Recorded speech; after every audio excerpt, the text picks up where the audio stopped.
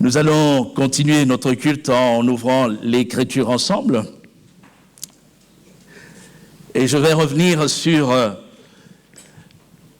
le don de prophétie. Il y a déjà un mois de cela, nous en avons parlé et nous insistions sur le rôle de la prophétie.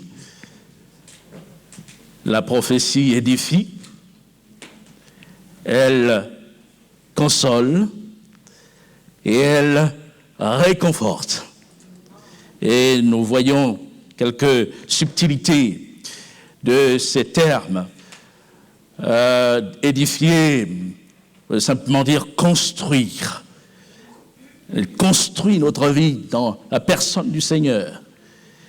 Et nous relevions que dans le fait de consoler, il y a la racine du mot paraclète, qui est le consolateur, le Saint-Esprit, qui nous a été donné afin qu'il demeure éternellement avec nous. Et le sens du mot paraclète, c'est celui qui se tient aux côtés d'eux, aux côtés d'une personne. On dirait simplement un avocat. Et nous avons un avocat qui nous conduit, qui nous aide dans notre marche. Il y a des moments où la marche peut devenir difficile, avec des épreuves, des embûches, mais le Seigneur veille à ce que notre foi ne défaille point. Et le Saint-Esprit est là pour nous encourager. Elle réconforte.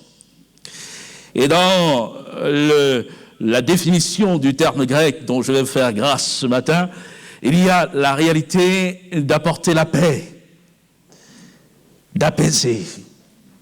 Et parfois, des cœurs peuvent être lourds de fardeaux, lourds de peine. Et l'Esprit de Dieu va veiller à ce que notre cœur soit comme déchargé de fardeau et retrouve la paix en la personne de Jésus. Gloire au Seigneur. Et je terminais l'intervention d'il y a un mois en posant cette question: comment reconnaître que ce que l'on pense avoir reçu vient de Dieu? Comment reconnaître un don de prophétie? C'est bien souvent la question qui nous est posée. En travaillant, je me suis aperçu qu'effectivement, elle mérite non seulement d'être posée, mais encore, dans la réponse, il y a au moins deux aspects qu'il faudrait prendre en compte. Premièrement, reconnaître le don en lui-même, ou le prophète, quelqu'un qui dit parler de la part de Dieu. Quels sont les indices qui nous permettent de reconnaître, de recevoir cette parole comme venant de Dieu. Et puis, le deuxième volet, c'est en rapport à celui qui exerce le don, celui qui pense recevoir une parole de Dieu à communiquer. Comment la personne va pouvoir se situer. Je commencerai en rappelant que l'Écriture nous exhorte à la prudence dans le domaine de la vie de l'esprit et puis dans notre marche avec Dieu, et plus particulièrement dans ce domaine. Je rappelle un texte que nous avons déjà cité, 1 Thessaloniciens chapitre 5 verset 20. L'apôtre Paul dit ceci: « Ne méprisez pas les prophéties, examinez toutes choses, retenez ce qui est bien et abstenez-vous de toute espèce de mal. » Et je crois que quand on parle du discernement pour reconnaître un don de prophétie, ce texte doit pouvoir être pris comme base. Parce que l'Écriture nous exhorte à la prudence au moins sur deux aspects. Prudence pour ne pas rejeter ce qui vient de Dieu, parce qu'on pourrait avoir une attitude de fermeture. On se trouve comme fermé aux manifestations de l'esprit, aux dons spirituels. Et en disant cela, je pense à ami que j'ai eu lorsque j'étais étudiant. Nous étions tous dans la ville de Perpignan et nous fréquentions l'église. Et il nous arrivait d'avoir des partages sur l'écriture et un jour, il a soulevé la question des dons spirituels et lui, il était fermé aux dons de l'esprit. Et il m'a posé la question, mais quelle prophétie peut-on encore donner puisque nous avons la révélation parfaite, l'écriture? Et je lui ai répondu qu'en effet, celui qui nous a donné la révélation parfaite a aussi dit rechercher l'amour et aspirer au don spirituel, surtout à celui de prophétie.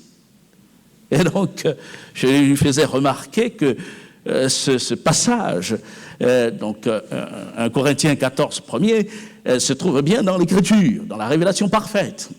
Si Dieu qui bâtit l'Église, si Dieu qui nous a donné l'Écriture prend le soin de préciser que nous avons besoin des dons spirituels, nous avons besoin d'aspirer aux dons les meilleurs et à celui de prophétie, qui sommes-nous pour dire le contraire? Qui sommes-nous pour dire Dieu, tu te trompes? Donc, on veut prendre tout le reste de l'Écriture, mais cet aspect-là, on ne le retient pas, on ne le prend pas. Donc, je pense que nous sommes invités par la parole de Dieu à vivre pleinement ce que Dieu veut que ceux qui lui appartiennent connaissent et expérimentent dans sa grâce. Donc, il nous faut accepter simplement cela. Parce que la réalité dans l'ordre spirituel concerne l'Église, et on ne le dira jamais assez, concerne l'Église de Jésus-Christ de tous les temps. Prudence, disais-je, aussi pour ne pas tout accepter non plus. Parce que dans le texte qu'on a cité, il est dit d'examiner toutes choses, retenir ce qui est bien, ce qui est bon, et de s'abstenir de toute espèce de mal. Et je note que dans ce chapitre 14, où l'apôtre Paul parle aux Corinthiens, donc 1 Corinthiens 14, essentiellement sur le don de prophétie et les encourage à y entrer, l'apôtre Paul va dire « Frères », c'est le verset 20, « Frères, ne soyez pas des enfants sous le rapport du jugement ». C'est-à-dire du sens, du discernement, du sens critique. Mais pour la malice, soyez des enfants. Et à l'égard du jugement, soyez des hommes faits, des hommes matures, accomplis. On comprend qu'il y a un équilibre. Il y a toujours un équilibre dans la parole de Dieu. Autant il nous est recommandé de ne pas rejeter, autant l'Écriture nous recommande aussi de ne pas tout accepter et de nous laisser diriger par la parole de Dieu qui nous donne d'avoir un jugement exercé. Alors pour en venir à la question proprement dite, je voudrais souligner trois grands points. Le premier, c'est de voir quelques principes de discernement d'une prophétie venant de Dieu. Parce que l'Écriture nous donne quelques orientations et j'en ai noté 3 aujourd'hui. Et la première orientation, c'est celle-ci, l'accomplissement de la chose annoncée. Dans Deutéronome chapitre 18, versets 21 à 22, Dieu, parlant au travers de Moïse, dit au peuple d'Israël ceci: « Peut-être diras-tu dans ton cœur, comment connaîtrons-nous la parole que l'Éternel n'aura point dite ?» Et il répond: « Quand ce que dira le prophète n'aura pas lieu et n'arrivera pas, ce sera une parole que l'Éternel n'aura point dite. C'est par audace que le prophète l'aura dite. N'aie pas peur de lui. » Alors le texte est clair. Donc on a un premier point de repère. Quelqu'un qui dit parler de Dieu ou annoncer quelque chose de la part de Dieu, doit être éprouvé par la réalisation de la chose qui est annoncée. Et vous noterez que la parole ici part de ce que l'Éternel n'a pas dit pour en venir à reconnaître ce qui vient réellement de l'Éternel, réellement de Dieu. Et dans le parcours qui est le nôtre, on peut observer bien des soi-disant prophètes, des gens qui se lèvent et qui disent parler de la part de Dieu et qui vont même prendre le risque de préciser certaines choses en disant telle chose arrivera à tel moment parce que Dieu me l'a dit. Et je vais ici, entre autres, souligner un aspect important de l'écriture, de la doctrine concernant la venue de Jésus, notamment. Plusieurs ont osé se lever et dire « Jésus reviendra en telle date ». Quand vous allez sur Internet actuellement, ça va dans tous les sens. On nous annonce que Jésus va revenir en 2002.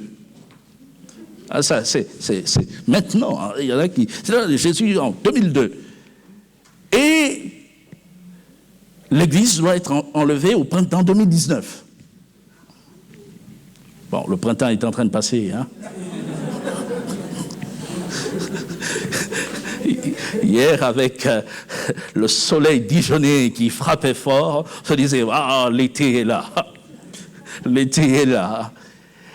Donc, je crois qu'il nous faut effectivement avoir de la sagesse et de la prudence en revenir à l'Écriture.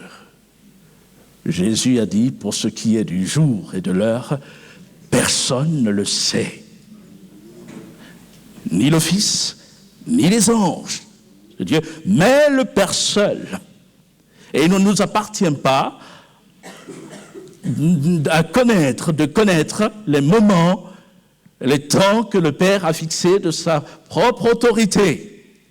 Et avancer des dates comme c'est le cas actuellement, et au passage je souligne que quelqu'un d'autre avait prévu l'enlèvement de l'Église pour le 23 septembre 2017, ça ne s'est pas produit. Un autre avant avait annoncé le retour du Seigneur en 2015, ça ne s'est pas produit. Je pense qu'il ne faut pas aller au-delà de ce que l'Écriture nous permet de dire. Donc, on peut éprouver facilement, en nous référant à la parole de Dieu, à l'Écriture, ce que les gens annoncent, mais aussi par les faits, c'est-à-dire la non-réalisation de ce qu'ils disent, ou la réalisation de ce qui est annoncé. Donc on comprend que l'Écriture ne nous laisse pas comme ça dans le flou, il y a des points de repère. Et le don de prophétie peut être éprouvé par l'accomplissement de la chose dite annoncée. Il y a un deuxième point de repère. Et je viens quelque part de le dire déjà, mais je mets l'accent. La cohérence avec le fondement biblique, l'Écriture. D'une part, la réalisation, mais aussi il y a la cohérence avec ce que Dieu prescrit. Toujours dans Deutéronome, au chapitre 13, nous pouvons lire ce que Dieu enseigne au peuple d'Israël. À partir du verset 1, il est dit « S'il s'élève au milieu de toi un prophète ou un songeur qui t'annonce un signe ou un prodige, et qu'il y ait accomplissement du signe ou du prodige dont il t'a parlé en disant « Allons après d'autres dieux, des dieux que tu ne connais point, et servons-les. Tu n'écouteras pas les paroles de ce prophète ou de ce songeur, car c'est l'Éternel, votre Dieu, qui vous met à l'épreuve pour savoir si vous aimez l'Éternel, votre Dieu, de tout votre cœur et de toute votre âme. Vous irez après l'Éternel, votre Dieu, et vous le craindrez. vous observerez ses commandements, vous obéirez à sa voix, vous le servirez et vous vous attacherez à lui. Amen. L'Écriture est là aussi claire. Tout à l'heure, on a parlé du non-accomplissement, ou de l'accomplissement de la chose annoncée, mais Dieu attire l'attention du peuple même sur le fait que les choses dites pourraient s'accomplir. Oh, ce n'est pas parce qu'une chose a été dite et qu'elle se réalise qu'on va l'accepter comme venant de Dieu. Et on relève donc qu'il doit y avoir toujours une harmonie entre la parole d'un homme inspiré par Dieu et ce que Dieu lui-même prescrit. Il ne peut pas y avoir contradiction entre l'écriture et le genre de prophétie. Et toute parole qui vient contredire l'écriture et qui vient inviter à se détourner de la voix de Dieu doit être rejetée. Même si elle est dite au milieu de miracles, de prodiges et de signes, on doit rejeter cela. Parce que l'Écriture nous exhorte à avoir une foi saine, basée sur ce que l'Écriture, la révélation parfaite, nous communique véritablement. On voit encore là un deuxième point. Toute parole dite venant de Dieu doit être en accord avec la Bible, l'Écriture, la révélation parfaite. Un troisième point, c'est l'examen attentif de ce qui est réellement dit. Et là, je vais retenir le cas d'une réelle inspiration, une authentique inspiration. Il est important d'examiner soigneusement et de comprendre qu'est-ce que Dieu a réellement dit. Parce qu'il peut y avoir ce que Dieu dit, mais l'interprétation des hommes peut aussi entrer en compte, en jeu. Et pour cela, j'ai préparé 2 textes. Dans le livre des Actes des Apôtres, au chapitre 20, Actes chapitre 20, versets 22 à 23. L'apôtre Paul termine son 3e voyage missionnaire et il rentre à Jérusalem. Et sur son passage, il va s'arrêter à Éphèse et il exhorte les anciens d'Éphèse à demeurer attachés à la parole de Dieu, à cette doctrine. Et voici ce qu'il dit au verset 22. « Et maintenant, voici, lié par l'Esprit, je vais à Jérusalem, ne sachant pas ce qui m'y arrivera. Seulement, de ville en ville, l'Esprit Saint m'avertit que des liens et des tribulations m'attendent. » On peut s'arrêter là. De ville en ville, l'Esprit Saint m'avertit que des liens et des tribulations m'attendent. Au chapitre 21, verset 3, nous pouvons lire ceci. Luc était du voyage en direction de Jérusalem avec Paul, et il dit « Quand nous fûmes en vue de l'île de Chypre, nous la laissâmes à gauche, poursuivant notre route du côté de la Syrie, et nous abordâmes à Tyr, où le bâtiment devait décharger sa cargaison. Nous trouvâmes les disciples et nous restâmes là 7 jours. Les disciples, poussés par l'Esprit, disaient à Paul de ne pas monter à Jérusalem. » On lit les 2 textes en parallèle.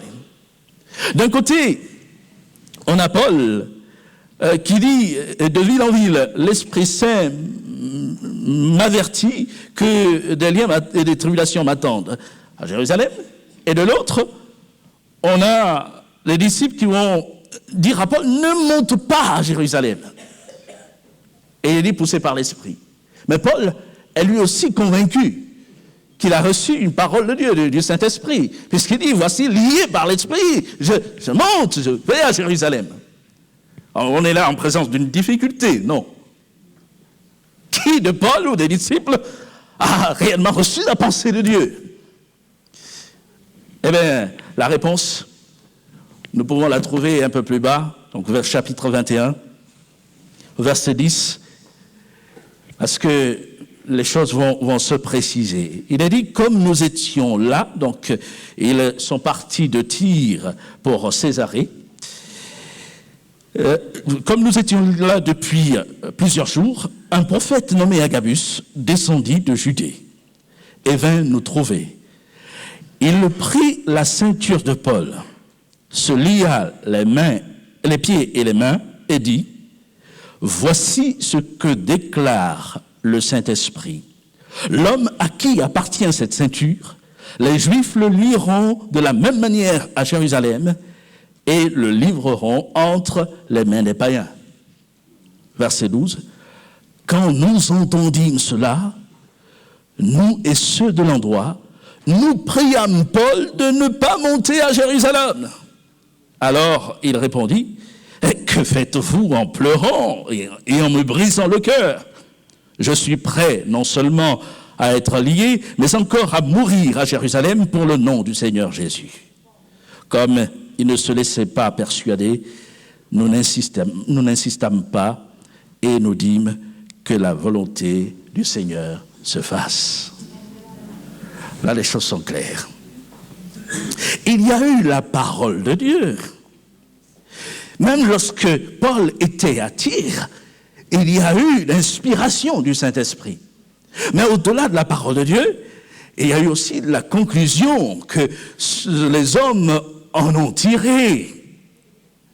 Et donc, on comprend qu'à Tyr, ils se sont dit, mais Paul, attends, le Saint-Esprit prévient que tu vas avoir des difficultés, alors ne monte pas. Ça veut dire que Dieu ne veut pas que tu montes. Mais ça, ce n'était pas ce que Dieu avait dit.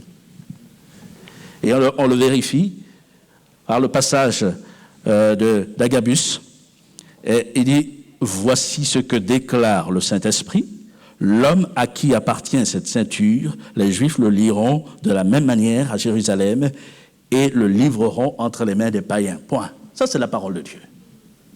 Et le reste, quand nous entendîmes cela, nous et ceux de l'endroit, nous prions Paul. Ça, c'est l'homme qui interprète, qui ajoute. Et c'est pour cela qu'il est important d'examiner et de retenir ce que Dieu dit réellement. Et cela nous éviterait, si on le faisait toujours, cela nous éviterait bien des confusions, de déceptions, de frustrations. Et celui qui vous parle en a reconnu.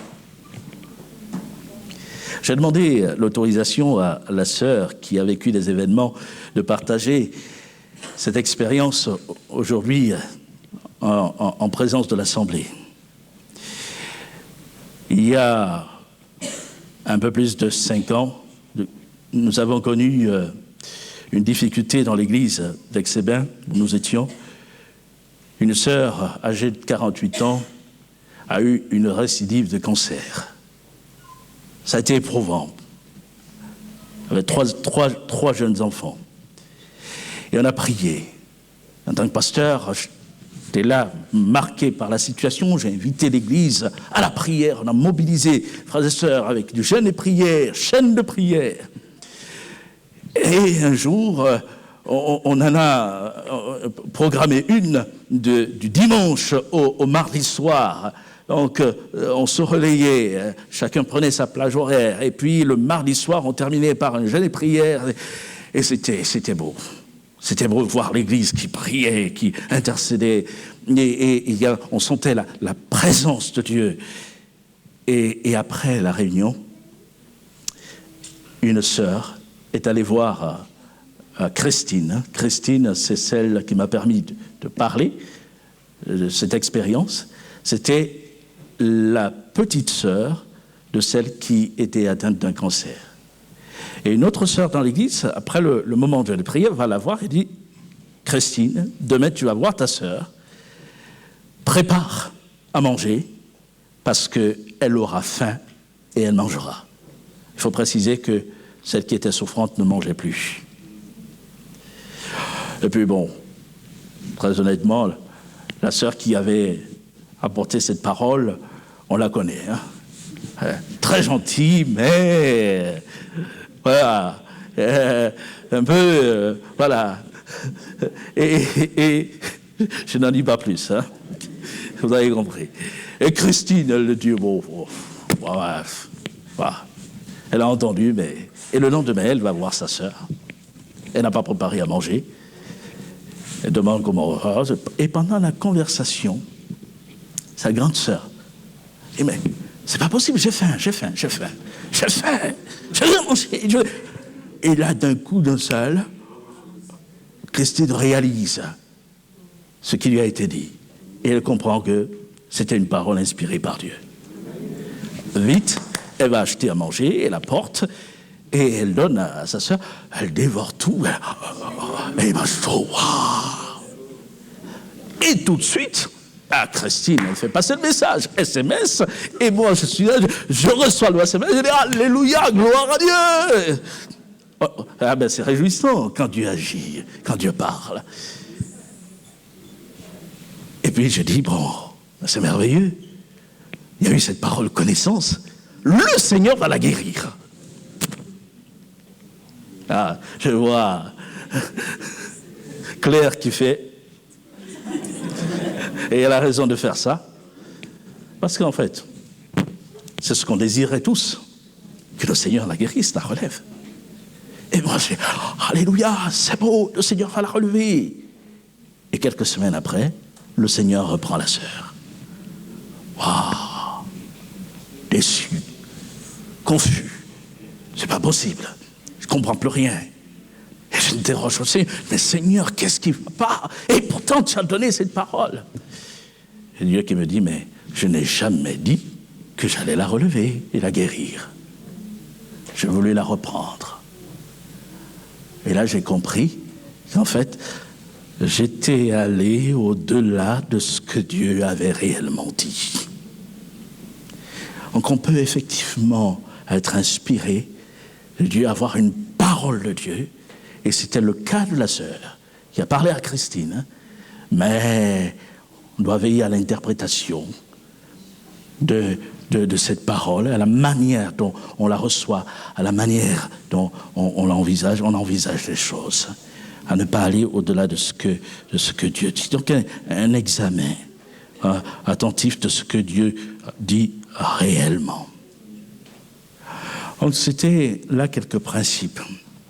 On reconnaît une prophétie venant de Dieu par la réalisation, parce que ce que Dieu dit, il l'accomplit, il le réalise. Mais même quand il y a réalisation, si la chose qui est dite nous amène à nous éloigner du Seigneur, du principe biblique, alors il faut ne pas la retenir. Et puis, faire attention, examiner soigneusement ce que le Seigneur a dit. Pourquoi? Il peut y avoir plusieurs sources. C'est important et l'Écriture le précise également. Et on peut retenir au moins dans le domaine spirituel, au moins 3 sources. Une source divine, l'Esprit de Dieu parle. Une source qui ne vient pas de Dieu. Et le monde spirituel opposé à Dieu existe, Satan existe. Et puis aussi une source humaine. L'homme a un esprit. Puis les choses peuvent venir de l'homme. Alors quelques passages pour illustrer cela. Dans 2 Samuel, chapitre 3, versets 2 à 5, nous allons lire ce passage, on peut lire même à partir du verset 1er, 2 Samuel, chapitre 23. Il est dit ceci, voici les dernières paroles de David. Paroles de David, fils d'Isaïe, paroles de l'homme haut placé, de loin du Dieu de Jacob, du chantre agréable d'Israël. L'Esprit de l'Éternel parle par moi, et sa parole est sur ma langue. Le Dieu d'Israël m'a dit, Celui qui règne parmi les hommes avec justice, celui qui règne dans la crainte de Dieu, est pareil à la lumière du matin quand le soleil brille et que la matinée est sans nuage. Ses rayons, après la pluie, font sortir de terre la verdure. N'en est-il pas ainsi de ma maison devant Dieu, puisqu'il a fait avec moi une alliance éternelle et en tout point bien réglée et offrant pleine sécurité? Ne fera-t-il pas germer tout mon salut et tous mes désirs? C'est une parole très belle de David. David était prophète et pouvait contempler bien des choses. Et l'une des paroles fortes que David va prononcer dans le psaume 22 est la suivante: mon Dieu, pourquoi m'as-tu abandonné et t'éloignes-tu de moi sans me secourir? Et nous voyons que là, il y a une difficulté pour lui, mais il va au-delà de ce qu'il vit. Il entrevoit l'œuvre de Christ. Et c'est cette parole que Jésus va reprendre à la croix: mon Dieu, pourquoi m'as-tu abandonné? Il était prophète. Et il parle d'une alliance ici. Une alliance que Dieu a conclue avec lui. Et quand il parle d'alliance, il va lier cela au salut. Et l'alliance, c'est la promesse que Dieu lui a faite d'avoir toujours un descendant sur le trône d'Israël. Un descendant en annonçant déjà que Christ allait venir et allait descendre de David. Et en fait, cet homme était véritablement inspiré, et il dit: l'Esprit de l'Éternel parle par moi. L'Esprit parle, Dieu parle, le Saint-Esprit parle. Il a parlé au temps de David, mais il parle encore aujourd'hui. Et béni soit Dieu pour l'Esprit de Dieu qui demeure en nous, qui demeure avec nous pour l'éternité. Et nous voulons aspirer, quand l'Écriture nous exhorte à aspirer aux dons les meilleurs, nous voulons le faire avec assurance, avec confiance, et venir au Père pour demander à avoir part aussi à la construction de l'Église. Mais je disais qu'il peut y avoir une source, non pas divine, il peut y avoir une source diabolique, disons les termes simplement. Dans le livre de 1 Roi, chapitre 22, on trouve le récit du jugement que Dieu veut accomplir sur la maison d'Akab. Et Dieu tient conseil dans le ciel. Et il dit: mais qui séduira Akab pour qu'il monte en Galade et qu'il y périsse? Parce que Akab, en fait, il faut resituer les choses dans le contexte. Akab a entendu à maintes reprises la parole de Dieu, dite par des hommes, des prophètes comme Élie et comme Michée, fils de Jimla, et il a endurci son cœur, il a fermé ses oreilles à la parole de Dieu. Et il a commis des crimes horribles, dépouillant un homme de sa vigne. Et Dieu a promis alors de faire tomber sur lui son jugement. Et lorsque Dieu tient conseil, parce que l'accomplissement du jugement est proche, il sera dit qu'un esprit va se présenter devant Dieu. On lit au verset 22 ceci. Donc l'Esprit suggère qu'il irait accomplir ce dessein. Et il dit, l'Éternel lui dit: comment? Je sortirai, répondit-il, et je serai un esprit de mensonge dans la bouche de tous ces prophètes. Il y avait 450 prophètes de Baal. L'Éternel dit: tu le séduiras et tu en viendras à bout. Sors et fais ainsi. Et maintenant, voici, c'est Michée qui reprend, et maintenant, voici, l'Éternel a permis qu'un esprit de mensonge rentre dans la bouche de tes prophètes qui sont là, et l'Éternel a prononcé du mal ou bien un jugement contre toi.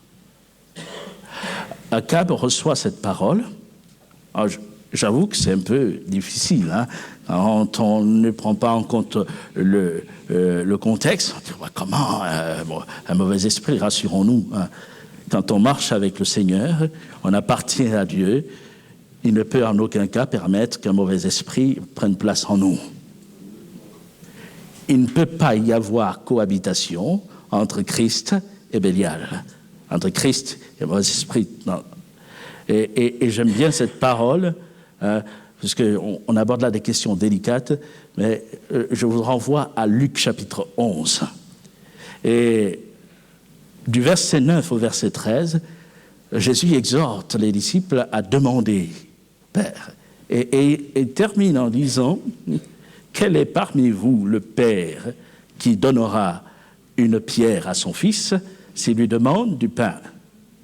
Ou s'il demande un poisson, lui donnera-t-il un serpent? Ou s'il demande un œuf, lui donnera-t-il un scorpion? Et il ajoute, si donc, méchants comme vous l'êtes, vous savez donner de bonnes choses à vos enfants, à combien plus forte raison votre Père Céleste donnera-t-il le Saint-Esprit à ceux qui le lui demandent?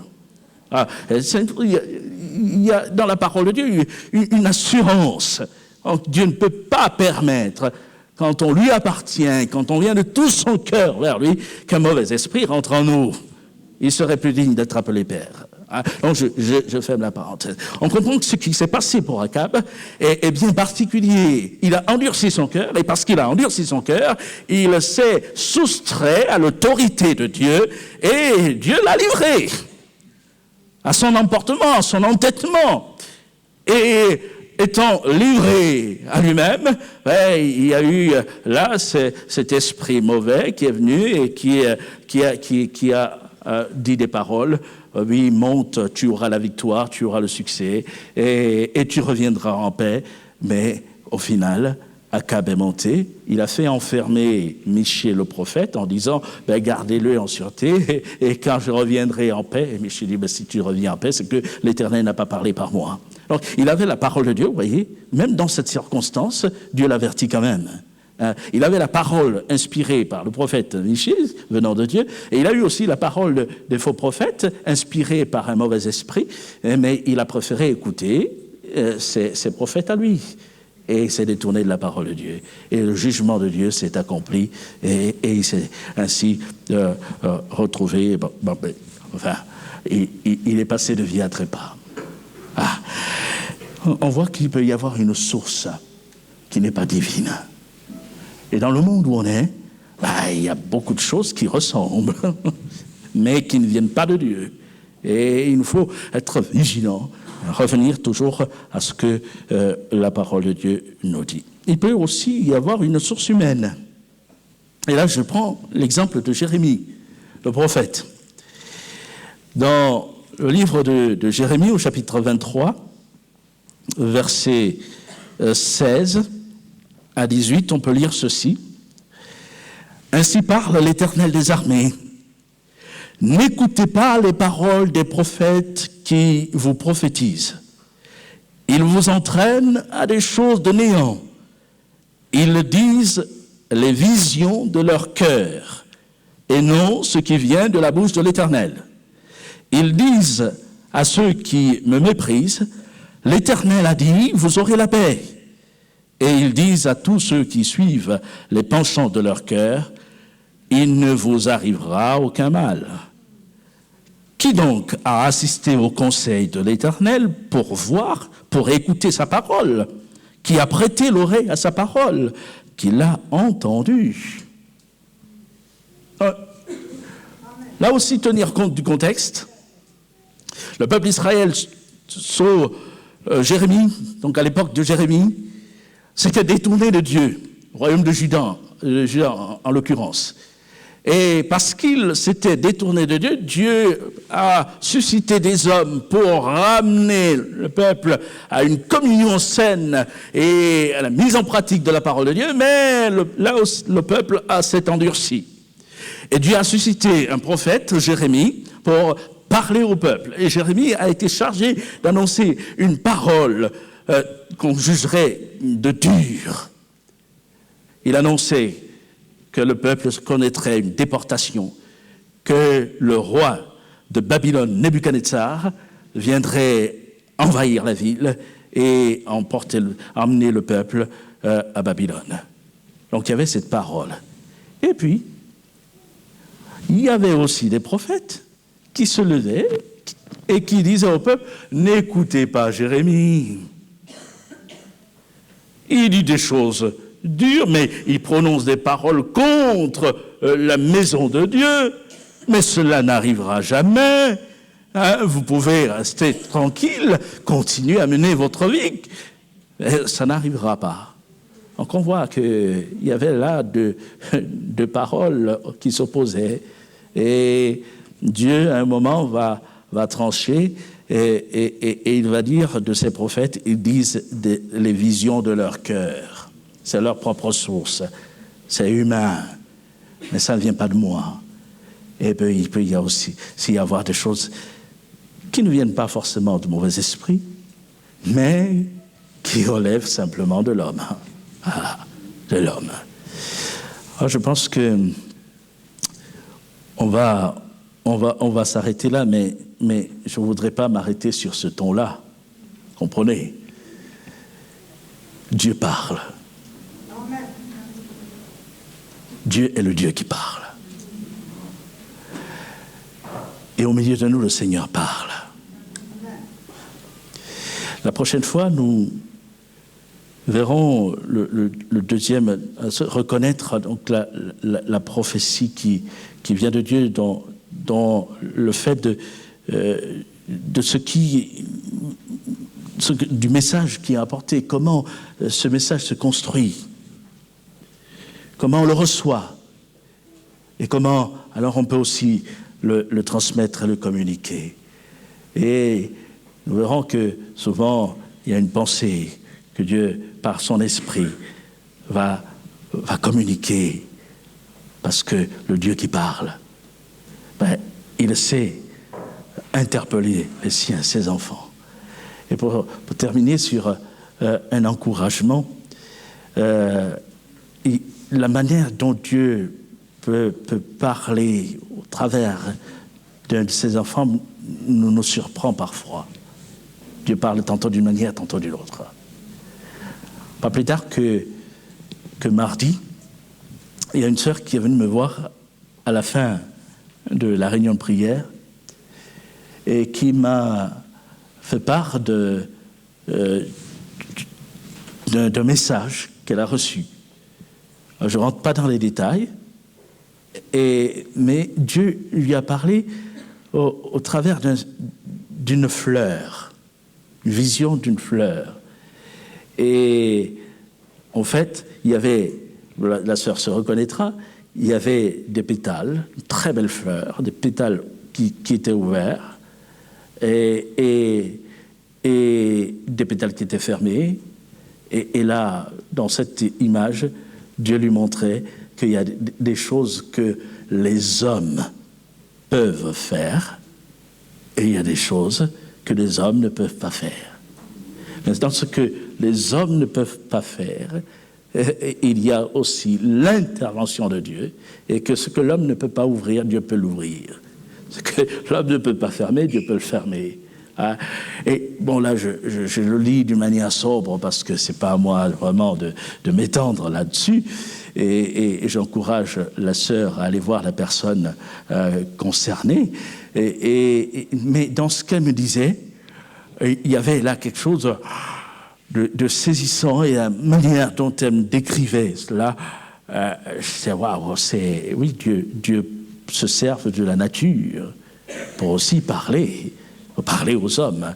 Et en fait, je mesurais là qu'on ne peut pas enfermer Dieu dans un procédé, dans une seule forme de langage. Mais Dieu est celui qui parle quand il veut, à qui il veut, comment il le veut, et il veut se glorifier.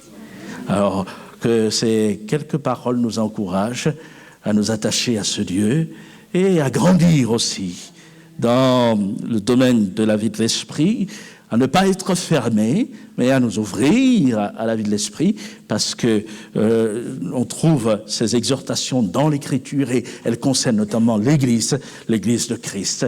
Et il est dit, à l'un est donné une parole de sagesse, à un autre une parole de connaissance par le même esprit, à un autre la prophétie. Donc voilà, le plan de Dieu pour l'Église, c'est qu'elle rentre pleinement dans ces réalités pour que l'Église de Christ soit construite sur des bases solides et que le Seigneur qui sonde nos cœurs puisse encore répondre aux attentes des cœurs. Amen. Merci de votre attention, que le Seigneur nous bénisse abondamment.